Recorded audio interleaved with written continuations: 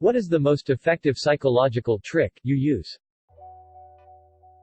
One that I picked up from a friend of mine whenever he was trying to pick out dinner with his GF, rather than ask, "What do you want?" and getting the typical, "I dunno, anything," answer and then having suggestions shot down.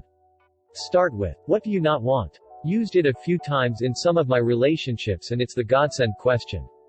There's also the "guess where I'm taking you to dinner" trick. Then when she guesses you just say, "Yeah, how'd you know?" I work front desk in a medical office. Patients hate updating their paperwork. I used to say, "Look through the pages, and make any changes." They would groan and reluctantly take the paperwork, or just complain about it. Now I say, "All you have to do is make changes." Saying it that way makes them think it's not much to do, and they take the clipboard without complaint. It's the little things that make life at my office easier. How to de-escalate an incredible upset mental health patient who is either unknown or prone to violence, though it works on most anyone. If they're at a level 10, you come in at a level 7. Being completely calm, reserved and polite only pisses people off more, as you clearly don't understand the magnitude of the situation. If they are screaming and yelling, you need to come in loud, but not attacking them, agreeing with them, to a point. "Whoa, what the F is going on? I understand why you are effing pissed, I would be pissed too.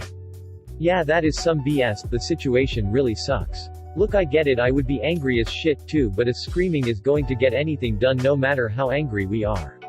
I'm with you, I'd be just as upset. No doubt this is annoying, but these are our options." By agreeing with their anger, they are more open to listen to you.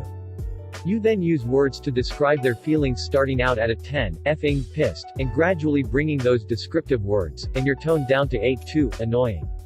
Works pretty much every time, but there might be a little up and down in the middle. Just follow the person's lead, while always being a level below them. When you're talking to someone, they will naturally fill silence. It's subconscious. If you want them to keep talking, keep your own mouth shut. This is useful if you're ever in a verbal altercation. This isn't something I've used, but I think it's worth sharing. Darren Brown said that once there was a muscly drunk guy that wanted to beat him up, and said the classic, "What are you looking at?" Darren replied with, "The wall outside my house is 4 feet tall." The idea is that, it puts the aggravated person on the back foot and takes them out of that adrenaline-filled state. Anyways, he sat down, and the guy started crying to him about his girlfriend. He is Darren Brown though, so I wouldn't recommend this to everyone. Darren Brown also suggests, for example, "Are you looking at my girl? Sorry, she reminded me of my sister. She was killed in a car accident." Think of my future self. How will my future self feel in an hour or two if I skip my gym session? Will my future self be happy if I do this pile of dishes now, before bed? Or would he prefer to have to do it in the morning, before work? I have a 3-month deadline on this project. Will my future self appreciate my current self taking the first 3 or 4 weeks easy? Or will he be really pissed off? Essentially delayed gratification. Pretty much all the bad stuff gives us instant gratification, while all the good stuff has delayed gratification. I always try to remember that, if I have to wait to reap the rewards, then it's probably the best option. I used this technique at university where I couldn't stand the thought of having to answer questions in front of a group of people. So if you find yourself in a group situation where someone, a leader, tutor, manager etc., is asking questions that must be answered, and you want to avoid being picked so that you don't have to talk, then here is my tip. If the person locks eyes on you as they ask the question, then just as they are about to get to the end of their question, you break eye contact and look towards another person in the room and hold it. Their attention is diverted to that other person just as the question ends, and the person they are now looking at feels compelled to answer. If however the person starts asking the question while looking at someone else, then look at that other person, and hold it, so you can't get suckered.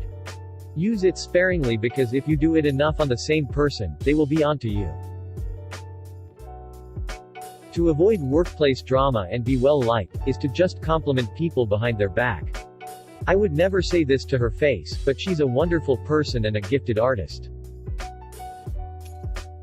I don't know if this is an actual thing or not, or maybe just distractions, but when I do something annoying, or bothersome, to my husband, and he goes quiet, I wait a few minutes, and then I ask him a seemingly innocent question, usually on the subject of how certain parts of a car works, or something mechanical.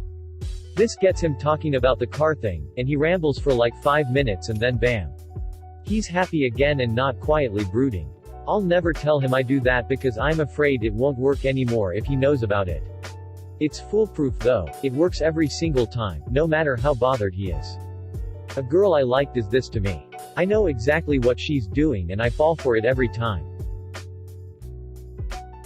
When somebody shy is speaking, if you look at them and nod your head, it encourages them to keep talking.